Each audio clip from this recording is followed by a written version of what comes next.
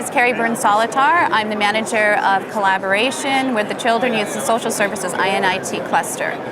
It's actually a telework pilot that we're running for our cluster. It started back in July of 2009, and we're running it for 6 months for 20 staff participating. What telework means for us is working from home 3 days per week, in the office 2 days per week. Certainly from Tandberg overall, we provide a very broad section of video conferencing solutions, from everything from, again, a soft client that sits on a laptop to, you mentioned, the video phone. You have a privacy handset, just kind of replaces the old voice over IP telephones. You can put it in a home office, put it in cubicles, and it just takes the voice over IP phone but adds a video, two-way interactive video component to that.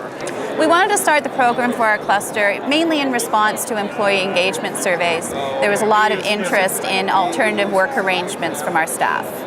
So what we plan on doing is, prior to the end of the 6 months being up, we want to survey the teleworkers, the managers of the teleworkers, as well as co-workers of teleworkers, with some key questions on how things like absenteeism, productivity, staff morale, etc. have changed. And based on the answers to those surveys, we'll determine whether or not the telework pilot has been a success.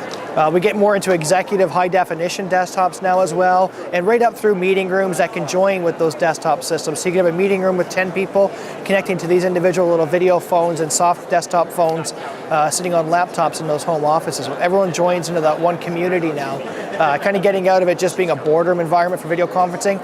As you said, now for teleworking, we get down to these personal desktop systems. When we sent out the applications for staff to apply, we're a cluster of 400 staff, and we had 66 people actually apply to be part of the pilot.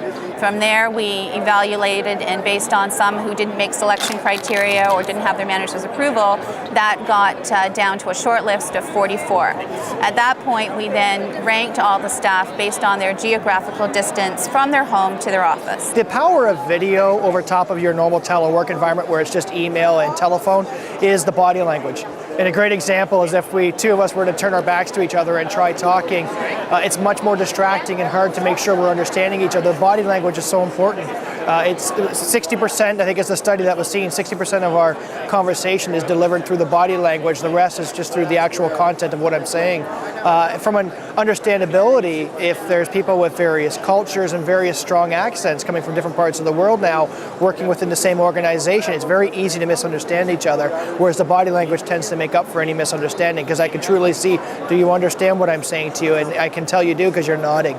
You would lose that if you don't have video. So that's the power of video conferencing to teleworking.